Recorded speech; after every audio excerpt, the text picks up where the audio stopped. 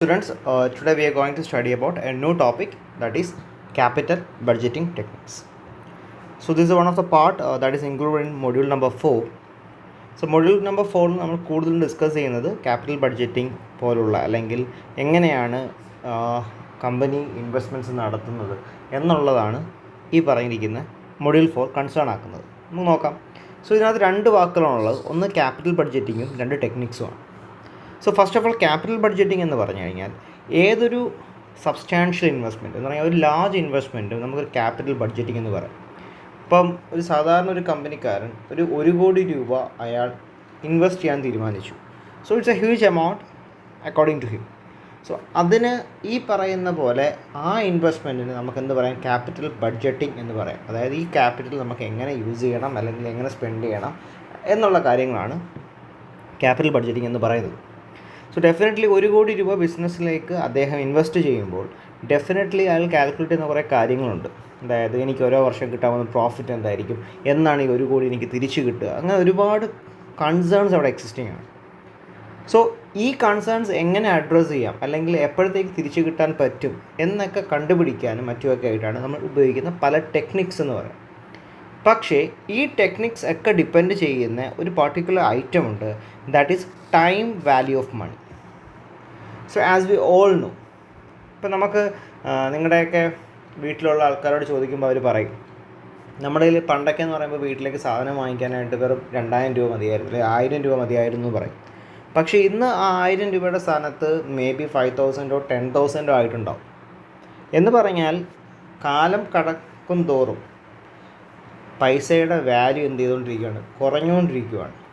അത് പല കാരണങ്ങൾ കൊണ്ടാകാം. മേ ബി നമ്മുടെ എക്കണോമിക് കണ്ടീഷൻസ് കൊണ്ടാകാം, അല്ലെങ്കിൽ ഇൻഫ്ലേഷൻ കൊണ്ടാകാം, അല്ലേ? അതായത് പണ്ട് നമുക്ക് 100 രൂപയ്ക്ക് വാങ്ങാൻ പറ്റുന്ന സാധനം ഇന്ന് 1000 രൂപ കൊടുക്കേണ്ടി വരും, ഇൻഫ്ലേഷൻ.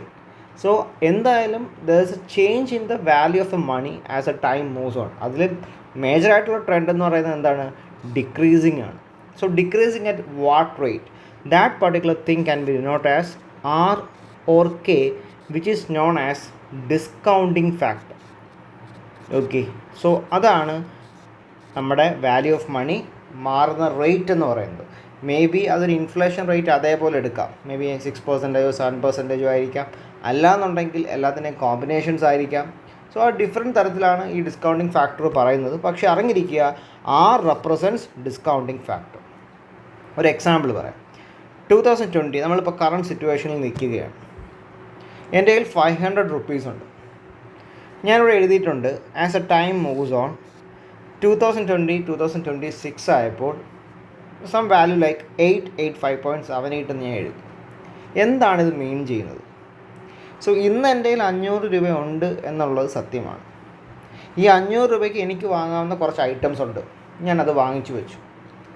പക്ഷേ 2026 ചെന്ന് ഞാൻ ഈ 2020 വാങ്ങിയ സാധനങ്ങൾ വാങ്ങാൻ ശ്രമിച്ചാൽ എനിക്ക് എന്തിന് കിട്ടില്ല? 500 റുപ്പീസിന് കിട്ടില്ല. പകരം അന്ന് at least I have to spend around 885.78 provided the R is equal to 10% and the year is 6 years.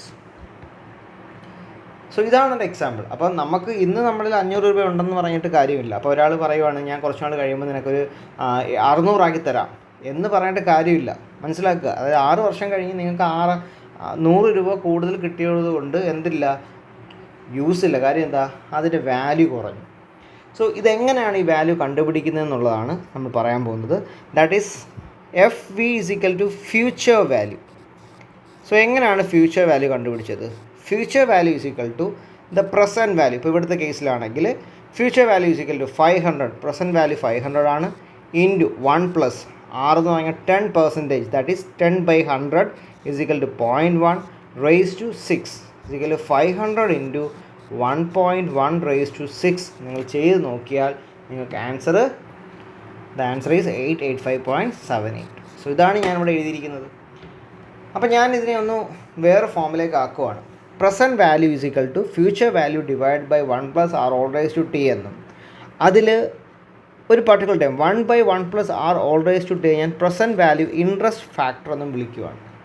എന്തുകൊണ്ട് ഞാൻ ഇങ്ങനെ കൺവേർട്ട് ചെയ്തെന്ന് ചോദിച്ചാൽ അതിൻ്റെ കാര്യം പറയാം. ഒരു ബിസിനസ് മാൻ എന്ന നിലയിൽ ഒരാൾ ഇൻവെസ്റ്റ്മെൻറ്റിന് ഇറങ്ങുകയാണ്. സോ അയാൾ ഇന്ന് ഇൻവെസ്റ്റ് ചെയ്യാൻ തീരുമാനിച്ചു. 2021 അയാൾ ഇൻവെസ്റ്റ് ചെയ്യാൻ തീരുമാനിച്ചു. സോ 2021 ഇൻവെസ്റ്റ് ചെയ്യാൻ തീരുമാനിക്കുമ്പോൾ അയാളുടെ എക്സ്പെക്റ്റേഷൻ എന്താണ്? 2022 എനിക്ക് കുറച്ച് കാശ് കിട്ടും, പ്രോഫിറ്റായിട്ട് കിട്ടും, 2023 കിട്ടും, 2024 കിട്ടും. So he calculates in that way. അപ്പം ഇദ്ദേഹത്തെ സംബന്ധിച്ച് അത് കാൽക്കുലേറ്റ് ചെയ്യുമ്പോൾ അതിനൊരു ക്ലാരിറ്റി വരാൻ വേണ്ടി, അല്ലെങ്കിൽ അതിന് ടൈം വാല്യൂ കൺസിഡർ ചെയ്യാൻ വേണ്ടി ഞാൻ എന്ത് ചെയ്യുന്നു? 2024 കിട്ടാൻ പോകുന്ന എമൗണ്ടിനെയും ഞാൻ ഇന്നത്തേക്ക് കൊണ്ടുവരുന്നു, പ്രസൻറ്റ് വാല്യൂയിലേക്ക് കൊണ്ടുവന്നാണ് ഞാനൊരു പ്രോജക്റ്റിനെ വാല്യൂ ചെയ്യുന്നത്. എന്ന് പറഞ്ഞാൽ ഇപ്പം കമ്പനിയിൽ ഒരു വലിയ CEO ഉണ്ട്, അവരുടെ മുമ്പിലേക്ക് 2 ടീം പ്രസൻറ്റ് ചെയ്യുകയാണ്, 2 project A and project B. So അതിൽ ഏത് പ്രോജക്റ്റ് അക്സെപ്റ്റ് ചെയ്യണമെന്ന് ഡിപ്പെൻഡ് ചെയ്യുന്നത് ഈ ഒരു അനാലിസിസിൻ്റെ ബേസിലായിരിക്കും. സോ അനലൈസ് ചെയ്യുന്നത് എല്ലാ പ്രോജക്റ്റിൻ്റെയും ക്യാഷ് ഫ്ലോസ് പ്രസൻറ്റ് കണ്ടീഷനിലേക്ക് കൊണ്ടുവരുന്നു. എന്ന് പറഞ്ഞാൽ ഏത് വർഷമാണ് നമ്മൾ സംസാരിക്കുന്നത് ആ വർഷത്തേക്ക് കൊണ്ടുവരുന്നു. അപ്പോൾ എന്താണ് ഈ ക്യാഷ് ഫ്ലോ എന്ന് പറഞ്ഞാൽ? ക്യാഷ് ഫ്ലോ എന്ന് പറഞ്ഞാൽ പ്രധാനമായിട്ട് 2 തരമുണ്ട്. എന്തൊക്കെയാണ്? ക്യാഷ് ഇൻഫ്ലോയും ക്യാഷ് ഔട്ട്ഫ്ലോയുമാണ്. സോ ക്യാഷ് ഔട്ട്ഫ്ലോ പറയാം. സോ ബിസിനസ്സിലേക്ക് ചെന്നാൽ ബിസിനസ്സും പേഴ്സണും രണ്ടാണ്. സോ എൻ്റെ കയ്യിൽ കുറച്ച് സേവിങ്സ് ഒക്കെ ഉണ്ടായിരുന്നു, ഞാൻ അതെൻ്റെ ബിസിനസ്സിലേക്ക് ഇട്ടു എന്ന് പറഞ്ഞാൽ I am going to spend that money. അതാണ് ക്യാഷ് ഔട്ട്ഫ്ലോ എന്ന് പറയുന്നത്. നമ്മളതൊരു ബിസിനസ് ചെയ്യാനായിട്ട് കുറച്ച് കാശ് മുടക്കി. So always we considers that particular cash outflow as negative. കാര്യം because it is going away from us. ഇതിന് പകരമായിട്ട് നമുക്ക് കിട്ടാൻ പോകുന്ന സെയിൽസിലൂടെയും അല്ലെങ്കിൽ നമ്മുടെ പ്രോഫിറ്റിലൂടെയും റവന്യൂയിലൂടെയും നമുക്ക് തിരിച്ചു വരും. അതാണ് ക്യാഷ് ഇൻഫ്ലോ എന്ന് പറഞ്ഞാൽ, coming back to us. So that is CI. It can be consider always as positive. So ഒരാൾ ഒരു വാല്യൂ തരികയാണ്, for example 2020 minus 10,000. So what it means that he is actually going to spend around 10,000 rupees. Negative means cash outflow. In 2021 maybe he may be getting 2,000 as positive. That means the amount is coming to the business. 2022 he wrote it as minus 5,000. That means he lose some money around 5,000, or he invested again a 5,000. 5,000 രൂപ invest ചെയ്ത് നമുക്ക് വേണമെങ്കിൽ അർത്ഥമാക്കാം.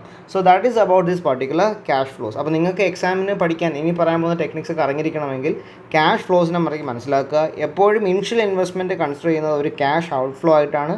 അത് negative എന്ന് treat ചെയ്യും. ഈ minus 10,000 ഇങ്ങനെ വേണമെങ്കിൽ എഴുതാം, അതായത് ബ്രാക്കറ്റിൽ വേണമെങ്കിൽ റെപ്രസെൻറ്റ് ചെയ്യാം minus 10,000. That also shows that it is A negative value. So ഇത്രയുമാണ് ക്യാഷ് ഔട്ട്ഫ്ലോ അല്ലെങ്കിൽ ക്യാഷ് ഇൻഫ്ലോസിനെ പറ്റി സംസാരിക്കാനുള്ളത്. ഒരു ക്യാപിറ്റൽ ബഡ്ജറ്റിങ്ങിൻ്റെ ബേസ് നിങ്ങൾക്ക് കിട്ടിയെന്ന് വിശ്വസിക്കുന്നു. ഇനി പറഞ്ഞു ക്യാപിറ്റൽ ബഡ്ജറ്റിംഗ് ടെക്നിക്സ് ഒരുപാട് തരത്തിലുണ്ടെന്ന് പറഞ്ഞു കഴിഞ്ഞു. എന്തൊക്കെയാണെന്ന് നമുക്ക് നോക്കാം.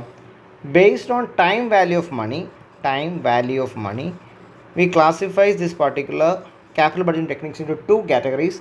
One is non-discounted cash flow techniques and another one is discounted cash flow techniques. എന്തുകൊണ്ടാണ് ആ പേര് വന്നതെന്ന് ചോദിച്ചാൽ discounted, that means here it considers the time value of money.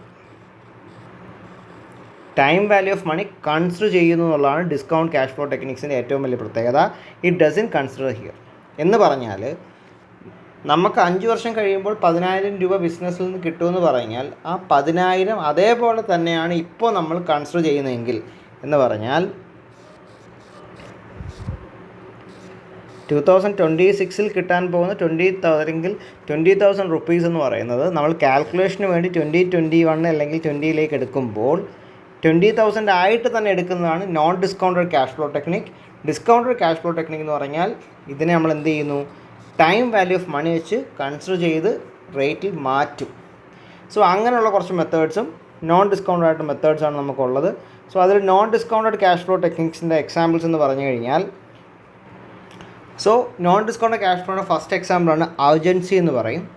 അതായത് നമ്മളിപ്പോൾ ടൈം വാല്യൂ ഒന്നും കൺസിഡർ ചെയ്യത്തില്ല, നമ്മളെല്ലാ ക്യാഷിനെയും കൺസിഡർ ചെയ്യുന്നത് ടൈം വാല്യൂ കൺസിഡർ ചെയ്യാതെ ആയിരിക്കുകയും. അർജൻസി എന്ന് പറഞ്ഞാൽ ചില പ്രോജക്ട്സ് വരുമ്പോഴത്തേക്ക് എത്രയും പെട്ടെന്ന് ചെയ്യണം. ഇപ്പോൾ പ്രളയവുമായി ബന്ധപ്പെട്ട് അല്ലെങ്കിൽ കോവിഡുമായി ബന്ധപ്പെട്ട് വരുന്ന പ്രോബ്ലംസ് എത്രയും പെട്ടെന്ന് സോൾവ് ചെയ്യുമ്പോൾ ഓക്സിജൻ പ്ലാന്റ് സ്ഥാപിക്കണം എന്ന് പറയുമ്പോൾ ഏജൻസിയുടെ ബേസിൽ നമ്മൾ ആ പ്രോജക്റ്റിനെ അക്സെപ്റ്റ് ചെയ്യും. കാരണം ബേസിക്കലി ഈ എല്ലാ ടെക്നിക്സും ഉപയോഗിക്കുന്നതിൻ്റെ ഉദ്ദേശം എന്ന് പറഞ്ഞാൽ will be having different set of projects. ആ പ്രോജക്ട്സിൽ ഏത് പ്രോജക്റ്റ് അക്സെപ്റ്റ് ചെയ്യണം, ഏത് പ്രോജക്റ്റ് റിജക്റ്റ് ചെയ്യണമെന്ന് തീരുമാനിക്കാൻ വേണ്ടിയിട്ടാണ്. സോ അതിലൊരു മെത്തേഡാണ് അർജൻസി എന്ന് പറയുന്നത്. ഇപ്പം ഏതെങ്കിലും ഒരെണ്ണം പർട്ടിക്കുലർ അർജൻറ്റ് ആണെങ്കിൽ നമ്മളത് അക്സെപ്റ്റ് ചെയ്യും. Pay back period. എന്താണ് പേ ബാക്ക് പീരീഡ് എന്ന് പറഞ്ഞാൽ? Time value of money consider ചെയ്യത്തില്ല. ഉദ്ദേശിക്കുന്നത് if I invested around 1 lakh rupees now, at what time I will be getting this particular 1 lakh rupees as back. 1 ലക്ഷം രൂപ എന്ന് എനിക്ക് തിരിച്ച് കിട്ടുമെന്ന് കണ്ടുപിടിക്കുന്നതാണ് പേ ബാക്ക് പീരീഡ് എന്ന് പറയുന്നത്. മൂന്നാമത്തെ അക്കൗണ്ടിങ് റേറ്റ് ഓഫ് റിട്ടേൺ ആണ്. അക്കൗണ്ടിങ് റേറ്റ് ഓഫ് റിട്ടേൺ എന്ന് പറഞ്ഞാൽ നിങ്ങൾക്കറിയാം, അക്കൗണ്ട്സിൽ ഒരുപാട് profit after tax, profit after depreciation, ഒരുപാട് കാൽക്കുലേഷൻ മെത്തേഡ്സ് ഉണ്ട്, അല്ലെങ്കിൽ ഒരുപാട് ടേംസ് ഉണ്ട്. അത് കൺസിഡർ ചെയ്യുന്നതാണ് അക്കൗണ്ടിങ് റേറ്റ് ഓഫ് റിട്ടേൺ എന്ന് പറയുന്നത്. ഇനി ഡിസ്കൗണ്ടഡ് ക്യാഷ് ഫ്ലോ ടെക്നിക്സിൻ്റെ എക്സാമ്പിളാണ് ആദ്യത്തത് ഡിസ്കൗണ്ടഡ് പേ ബാക്ക് പീരീഡ്. അതും സെയിം തന്നെയാണ്, പേ ബാക്ക് പീരീഡ് പോലെ തന്നെയാണ്.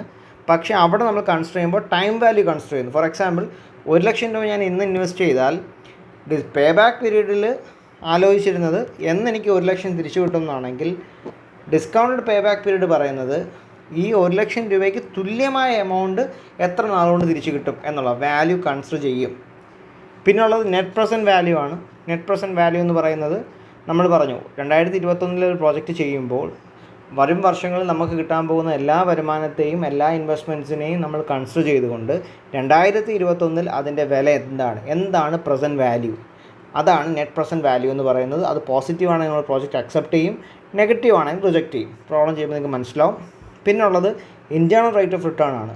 അത് റേറ്റ് ഓഫ് റിട്ടേൺ എന്ന് പറയുമ്പോൾ തന്നെ ഒരു പർട്ടിക്കുലർ പെർസെൻറ്റേജ് ആയിരിക്കും. It is A rate at which the NPV become 0. NPV 0 ആകുന്ന റേറ്റ് ഓഫ് റിട്ടേൺ പറയുന്ന പേരാണ് ഇൻറ്റേർണൽ റേറ്റ് ഓഫ് റിട്ടേൺ. അത് നമുക്ക് നോക്കാം. പിന്നുള്ളത് ബെനിഫിറ്റ് കോസ്റ്റ് റേഷ്യോ ആണ്, BCR എന്ന് വിളിക്കും. അതൊരു റേഷ്യോ ആണ്. ഈ NPVയും ഇൻവെസ്റ്റ്മെൻറ്റിനെയൊക്കെ കൺസിഡർ ചെയ്തുകൊണ്ടുള്ള ഒരു റേഷ്യോ ആണ് ബെനിഫിറ്റ് കോസ്റ്റ് റേഷ്യോ എന്ന് പറയുന്നത്.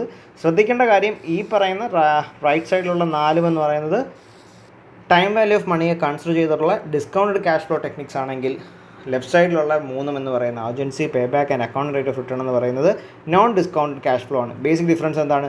It doesn't considers time value of money. It considers time value of മണിയാണ് DCF അല്ലെങ്കിൽ ഡിസ്കൗണ്ടഡ് ക്യാഷ് ഫ്ലോ ടെക്നിക്കിൻ്റെ പ്രത്യേകത എന്ന് പറയുന്നത്. So this is or the introduction about capital budgeting techniques.